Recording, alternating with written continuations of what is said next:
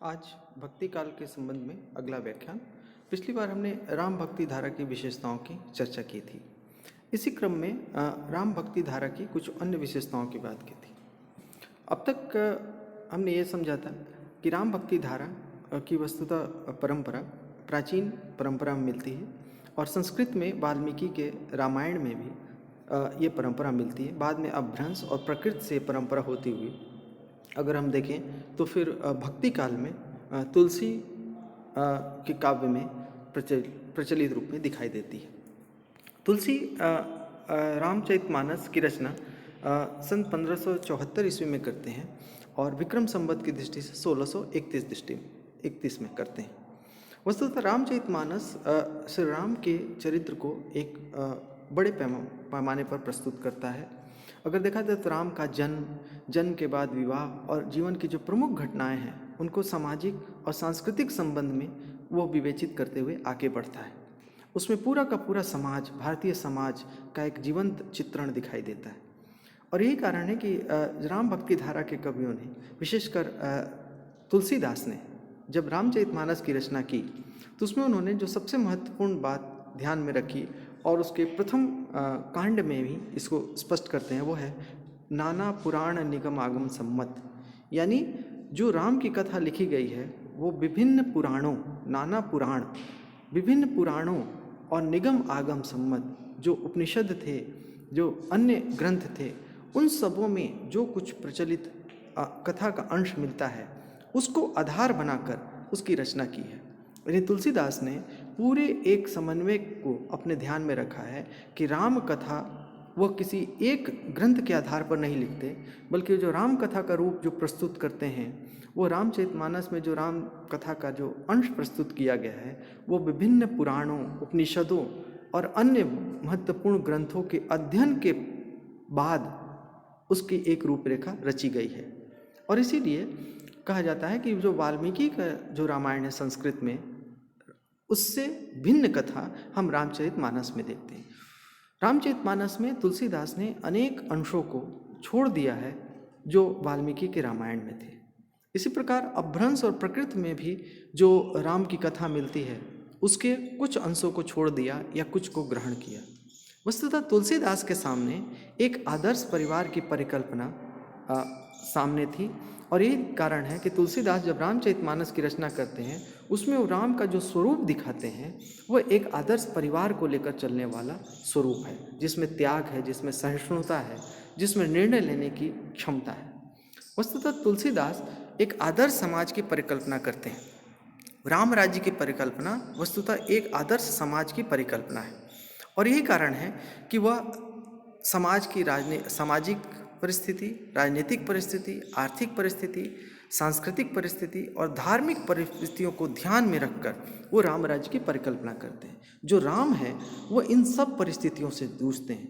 वो राजनीतिक परिस्थिति के सामना होने पर भी निर्णय लेते हैं, सामाजिक परिस्थिति का सामने होने पर दृढ़ निर्णय क्षमता का प्रदर्शित करते हैं, कोई आर्थिक संकट आने पर भी वो निर्णय क्षमता लेते हैं, संस्कृति के प्रति वो सजग रहते हैं और धार्मिक प्रति भी, संप्रदाय प्रति भी या मतांतरों का भी वो सम्मान करते हैं। इस प्रकार तुलसीदास के समाज में या राम भक्ति धारा के कवि के माध्यम में ये एक स्पष्ट भावना थी कि तत्कालीन अस्थिरता के बीच एक स्थिर समाज की परिकल्पना की गई। जैसा कि हमने भक्ति काल की परिस्थितियों में देखा था कि उस समय भक्ति काल में अनेक तरह के आक्रमण हो रहे थे। उस समय आंतरिक रूप से भी एक स्थिरता की तलाश की जा रही थी। इसलिए ऐसे में तुलसीदास के मन में ये भाव था कि वो एक ऐसे लोक की कल्पना करें, एक ऐसे समाज की कल्पना करें, एक ऐसे राज्य की कल्पना करें जो स्थिर हो, जिसमें दृढ़ निर्णय क्षमता हो, जिसमें दुख के स्थान पर सुख का भाव मिले। यही कारण है कि तुलसीदास जब राम का चरित्र रचते हैं तो राम लोक रक्षक हैं, दीन दयालु हैं, पतित पावन हैं, भक्त कृपालु हैं। यानी वो लोक की रक्षा करते हैं, वो दीनों पर दया करते हैं, वो सबसे समाज का जो निचला तबका है, जो समाज में सबसे जो पतित है, उसको कृपा करते हैं, उसको पवित्र बनाते हैं और वो अपने भक्तों पर कृपा करते हैं, उनके कष्टों को दूर करते हैं। इस प्रकार तुलसीदास के सामने या राम भक्ति धारा में जो राम का स्वरूप है वो विष्णु के जो प्रमुख अवतार है 10 अवतार, उसमें से 7वें अवतार को प्रमुख मानता है। वो आदर्श राजा हैं मर्यादा पुरुषोत्तम रूप में। वो राम राज्य की परिकल्पना पूरे समाज को एक करने की परिकल्पना है। और तुलसीदास अपने समाज को एक करने के लिए समन्वय की भावना लाते हैं, और यही कारण है कि उन्हें समन्वयवादी भी कहा जाता है। आचार्य प्रसाद द्विवेदी ने उन्हें उनके समन्वय भावना को महत्व दिया। तो तुलसीदास ने अपने समाज के विभिन्न परिस्थितियों, विभिन्न तत्वों को एक साथ लेकर एक आदर्श समाज की परिकल्पना प्रस्तुत की। अगर हम इसको कई रूपों में देख सकते हैं कि तुलसीदास या राम भक्ति काव्य की एक बहुत बड़ी विशेषता है कि वह समन्वय की भावना को लेकर चलता है।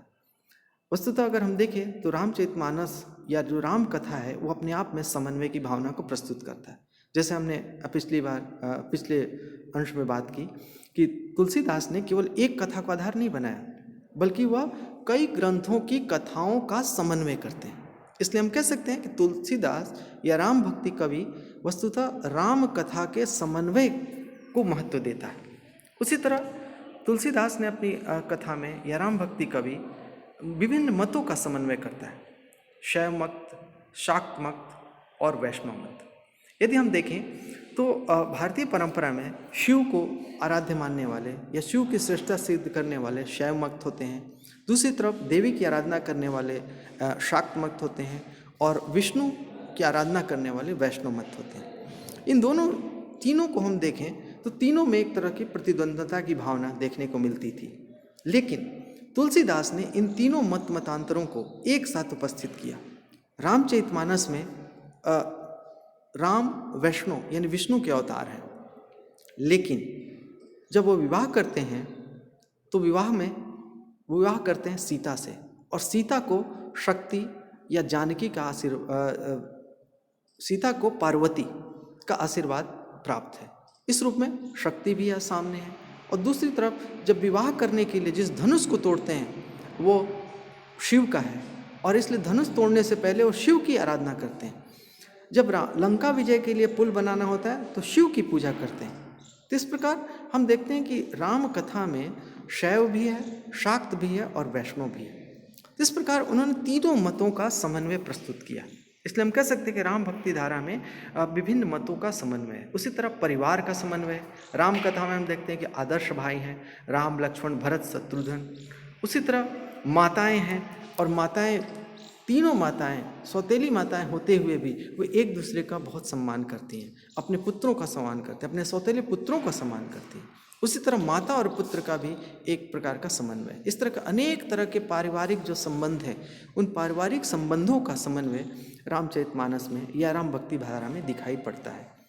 भाइयों में जहाँ पर थोड़ी थोड़ी जमीन के लिए युद्ध होते थे, ऐसी स्थिति में जो अराजकता मचली हुई, उस समय में तुलसीदास एक ऐसे समाज की कल्पना करते हैं जहाँ एक भाई दूसरे भाई के लिए अपनी पूरी सत्ता न्यौछावर कर देता है, वो राजगद्दी न्यौछावर कर देता है।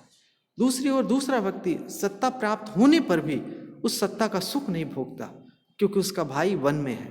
हम भरत और राम के संदर्भ में देख सकते हैं कि राम जब वन गमन करते हैं, भरत को राजगद्दी मिल जाती है, तो भरत भी एक तपस्वी की तरह रहते हैं, और वो राजमहल में नहीं रहते बल्कि एक कुटिया में रहते हैं, ठीक उसी तरह जैसे उनके बड़े भाई जंगल में रह रहे हैं।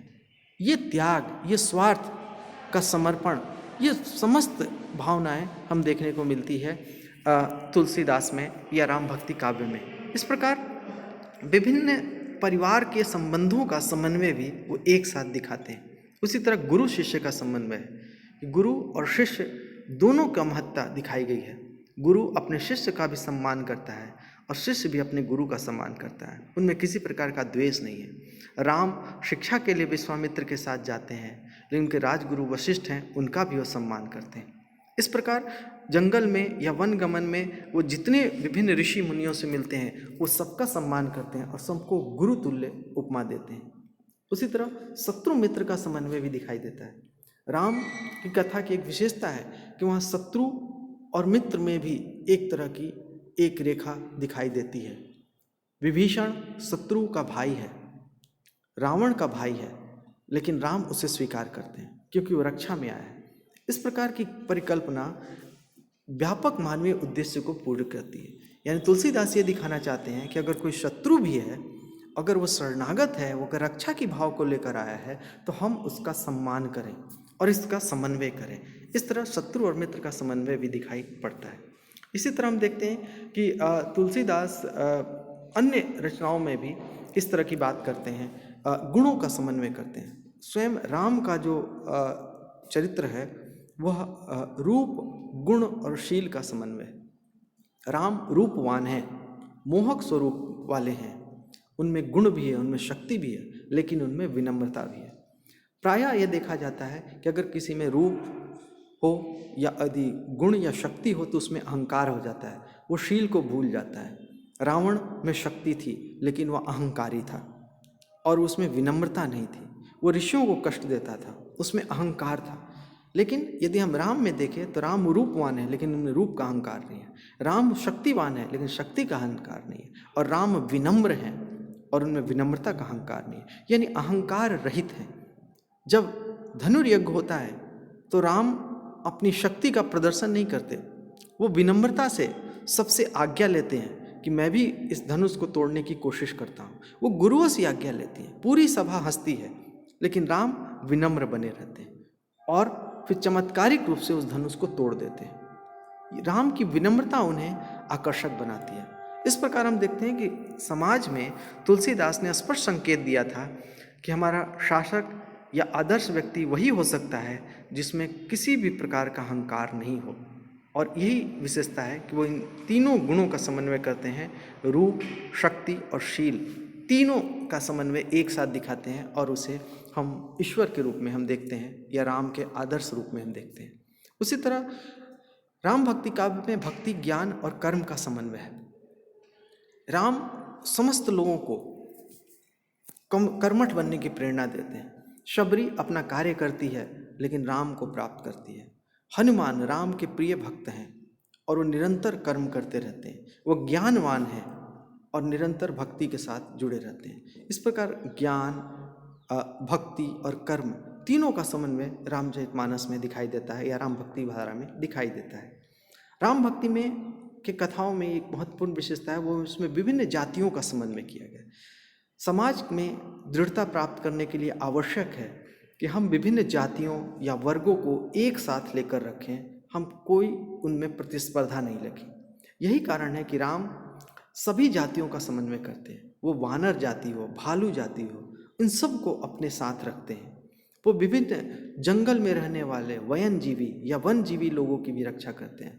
शबरी भील नहीं है, वह जंगल में रहती है, फिर भी राम उसका तिरस्कार नहीं करके बल्कि उसके अपनत्व की भावना का स्वीकार करते हैं। निषाद राज हैं, उनको वो स्वीकार करते हैं। केवट है, इन सब में जितने भी दिखाई पड़ते हैं तत्व, उनमें सब में ये संदेश दिया है कि सफल समाज के लिए, सुदृढ़ समाज के लिए हमें सभी संप्रदायों, सभी धर्मों और सभी जातियों का सम्मान करना पड़ेगा। अगर हम विभिन्न मतों में या अगर विभिन्न विचारधाराओं में लड़ते रहेंगे तो हमारा समाज कभी भी सुदृढ़ नहीं हो सकता। इसलिए हमें सबका सम्मान करना पड़ेगा। और यही कारण है कि तुलसीदास अपने जो समाज की परिकल्पना करते हैं उसमें विभिन्न जातियों, वर्गों, इन सब का समन्वय प्रस्तुत करते हैं। वो पर्यावरण का समन्वय करते हैं। राम पर्यावरण से प्रेम करते हैं।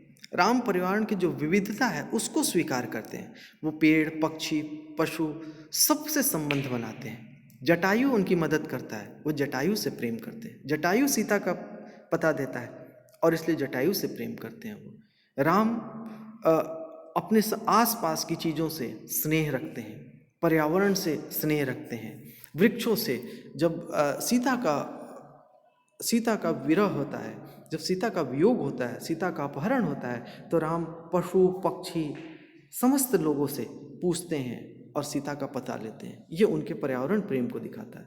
इस प्रकार तुलसीदास ने एक स्पष्ट समाज की कल्पना की कि राम भक्ति धारा में वो एक संदेश देना चाहते हैं कि हम अपने आसपास के परिवेश से प्रेम करें और उनके प्रति समन्वय रखें। हम उनका विनाश ना करें, हम उनके ऊपर कोई ताकत या जोर आजमाइश ना करें, बल्कि हम उन्हें स्वीकार करते हुए उनके साहचर्य में हम अपने जीवन और समाज का विकास करें। यही कारण है कि पशु पक्षियों का भी समन्वय दिखाया जाता है कि उसमें अनेक तरह के पशु पक्षी हैं जो सब मिलकर राम के साथ मित्रवत व्यवहार करते हैं और राम भी मित्रवत व्यवहार करते हैं।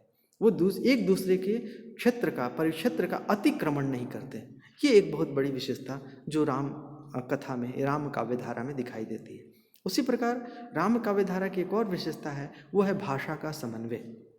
तुलसीदास यद्यपि अवधी भाषा या अवध क्षेत्र के थे, लेकिन तुलसीदास जब रामचरितमानस की रचना करते हैं, अपने ग्रंथों की रचना लिखते हैं, तो किसी भी एक भाषा को आधार नहीं बनाते, बल्कि उस भाषा के साथ लोग जो प्रचलित बोलियां थी उसको भी वो स्वीकार करते हैं। यहाँ तक कि संस्कृत के भी श्लोक और संस्कृत के भी छंदों की रचना करते हैं। विशेषकर यदि हम रामचरितमानस देखें तो उसमें पूरा का पूरा, यदि रुद्राष्टक देखें, शिव की स्तुति देखें तो संस्कृत में है। उसी तरह अनेक प्रकार के संस्कृत के छंद हैं।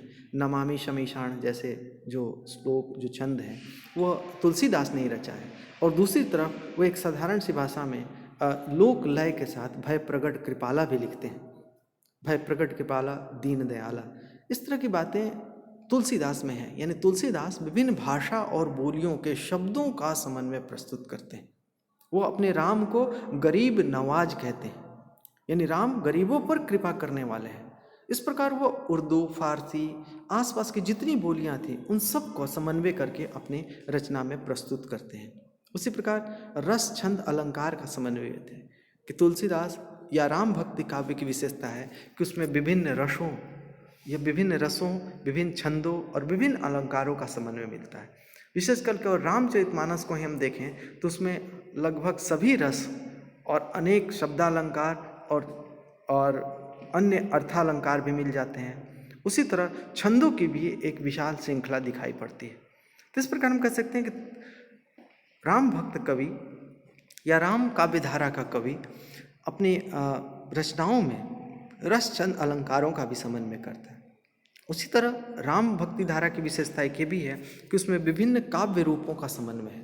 राम भक्ति धारा का कवि किसी एक काव्य रूप में रचना नहीं करता, वो महाकाव्य भी लिखता है, वह खंड काव्य भी लिखता है, वो मुक्तक की भी रचना करता है। इसलिए हम कह सकते हैं कि राम भक्ति काव्य में काव्य रूपों का भी समन्वय है। सिर्फ 40 दोहों को लेकर चालीसा की रचना की गई, हनुमान चालीसा, और दूसरी तरफ एक महाकाव्य के रूप में रामचरितमानस की रचना की गई।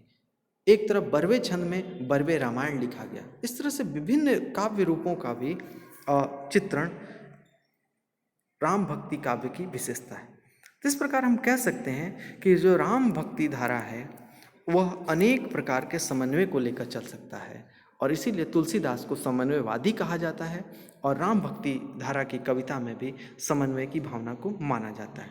तो इसलिए हम कह सकते हैं कि राम भक्ति काव्य या राम भक्ति धारा समन्वयवादी काव्य धारा है, और इसमें अनेक तरह के समन्वय किया गया हो, चाहे वो मतांतर का हो, चाहे वो पारिवारिक संबंधों का हो, चाहे वो रूप गुण शील का हो, भक्ति ज्ञान कर्म का हो, विभिन्न जातियों का हो, लोक का समन्वय हो, पर्यावरण का समन्वय हो, या शिल्प की दृष्टि से देखें तो अनेक भाषाओं का समन्वय है, रस, छंद, अलंकार का समन्वय है और काव्य रूपों का समन्वय है। इस दृष्टि से राम भक्ति काव्य धारा या तुलसीदास को समन्वयवादी कहना बेहद उचित है और इस रूप में इसे स्वीकार किया जाना था। अगली कक्षा में हम कुछ अन्य विशेषताओं